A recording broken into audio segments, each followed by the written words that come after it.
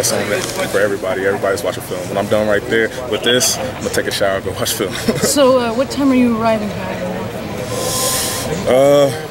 I'm probably getting here about 5:55, I'll say.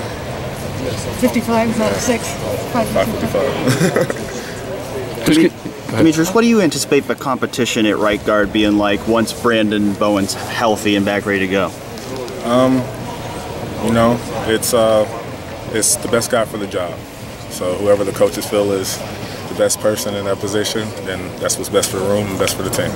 The fact that he could play guard or tackle and that there are other players who could play guard or center, there are just a ton of different combinations y'all can go through in practice and try and figure out who gets the best five. And I guess what's it like as that process goes of everyone trying to find out what combination works best? I think it's just really cool to look at because, you know, a lot of players, they're just a single position player, like, oh, I can only play center, I can only play right tackle.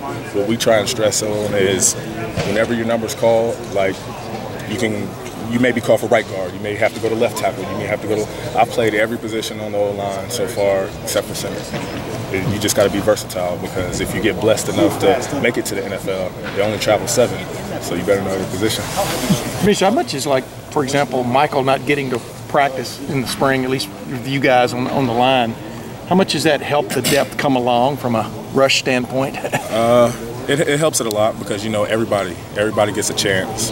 And, I mean, you know, Mike started for 2, it's about to be his 3rd year or whatever. Yeah. So we already have that chemistry with him. We know what he's going to do. We know he knows his job and he's going to be where he's supposed to be.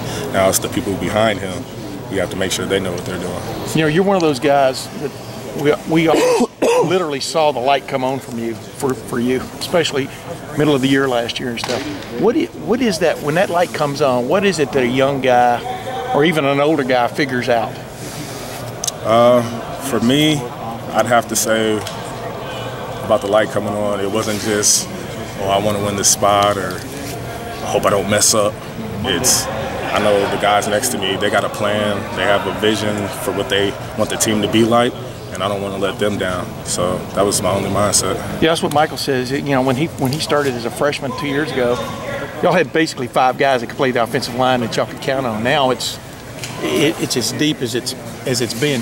Do you sense that too? That there's a depth here that wasn't here 3 years ago from the standpoint of guys that can actually play. Big time. And as far as the depth, it's not just on-field play. Like I said, the close-knit of our room, it's outstanding right now. Like, people who are 5th-year guys are going out and, I don't know, watching a movie with somebody who just came in, like Matt Jones. Matt Jones was over my house yesterday. We were chilling playing Fortnite. So. Yeah. What's driving that? I mean,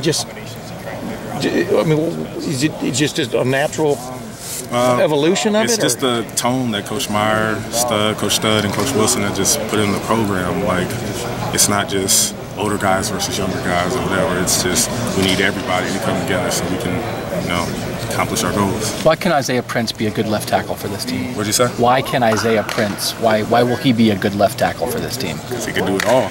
I mean, he's our most athletic lineman. I'll say he's probably our smartest lineman, honestly. And I mean, he's an athlete. He's an athlete. Thank you. Thanks for the help, man.